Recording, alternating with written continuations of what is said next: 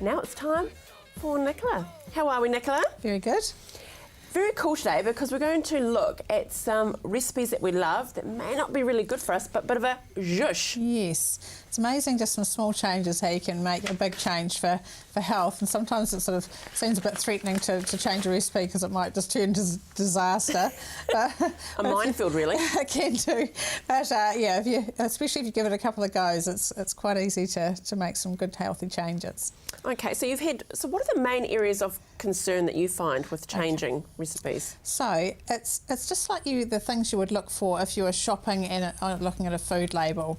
So obviously sugar, fat, sodium or salt, and fibre, and wanting to increase the fibre, wanting to decrease all those other three and increase the fibre. Yeah. Because the salt, the sodium, that's the thing that actually makes our taste buds go, oh, that's lovely. Yes. Isn't it? It teases us all. Yeah, and you don't be too harsh on yourself, because even the Heart Foundation working on their Pick the Tick program and the professionals at this do this sort of stuff slowly, because the public won't accept a product that just suddenly slams all the sodium or the salt in it, because it doesn't taste right. Yeah. So they'll just go and buy another brand. So it's done carefully with the professionals. So don't be too hard on yourself at home either. Just do this gradually, because you need to get used to the tastes. And taste is key, isn't it? Yeah. There are some people that just eat because they need to eat to live, and others really enjoy flavour and taste. Yeah. If we've got little people, they definitely buy into the whole taste thing. Absolutely.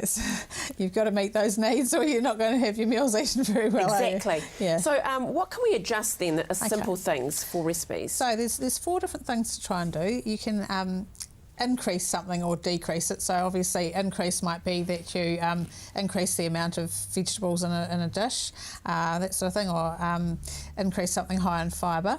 And decreasing, obviously, the other way around. So you might have something that has a lot of fat in it that you might be able to adjust down a bit, or salt or sodium is a particular one where you're decreasing things. And even ingredients that might be quite high in sodium, like say soy sauce or something like that.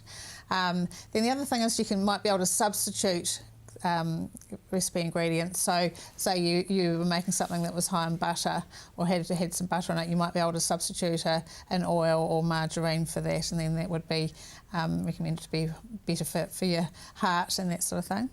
And then the last thing is you can change the way things are cooked. So you might have something that's fried, it might be deep fried in the recipe, and you might be able to spray it with a bit of oil and bake it. So you often can't cut out all the fat in a recipe, but you might be able to decrease it and then just change the way that it's cooked. And just reduce. Yeah, exactly. Absolutely.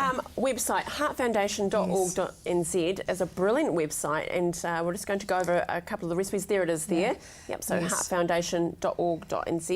So there's so much information about lots of things on there. Or if you go onto it, you'll spend hours looking through it. But today we are just going to look at the recipe changes. Yep. First up, fried chicken. Okay. Yum. So the fried chicken recipe, the changes they made to that, and I'll just qualify this by saying these recipes are made for 10 serves, because they're looking at more people who are making larger amounts.